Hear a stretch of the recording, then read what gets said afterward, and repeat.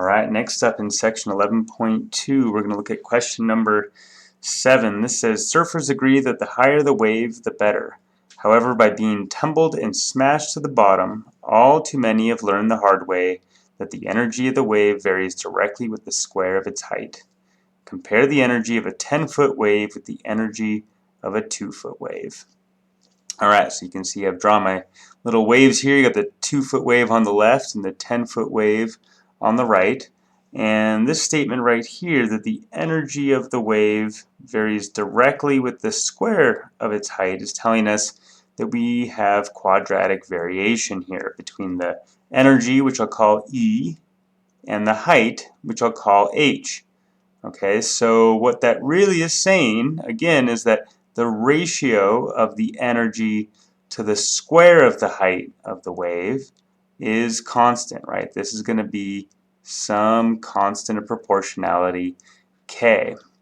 Alright, so coming now over here to these two specific waves, I'm going to go ahead and call the energy of the smaller wave ES, S for small.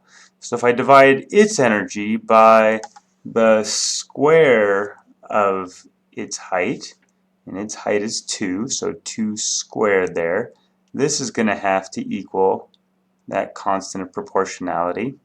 And then if I call the big wave, right, say B, so EB is denoting the energy of that big wave. If I divide its energy by the square the square of its height, I'm going to get 10 squared there in the denominator.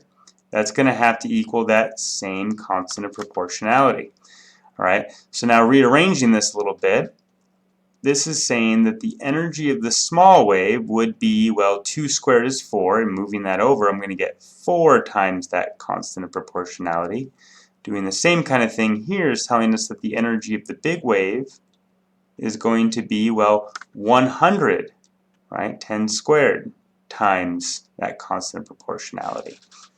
And now comparing these two, I can see that, the energy of the big wave, being 100K, is going to be 25 times as large as the energy of the small wave, which is 4K, right? There's that multiplicative factor of 25, right? So here the punchline is that the energy of a 10-foot wave is in fact 25 times the energy of a 2-foot wave, okay? And the last thing I want to say here is that notice, just in terms of the heights, right, we really are scaling the height by a factor of 5, right? We're going from a height of 2 feet up to a height of 10 feet. So that's a scaling factor of 5. And because we have quadratic variation, right, this scaling factor is going to wind up getting squared, right, and giving us this 25. That's really the same kind of thing we saw when we doubled the radius of the circle and saw that the area was actually quadrupled, right? That's the kind of thing you'll see with quadratic variation. Alright, great. That's going to do it for this video.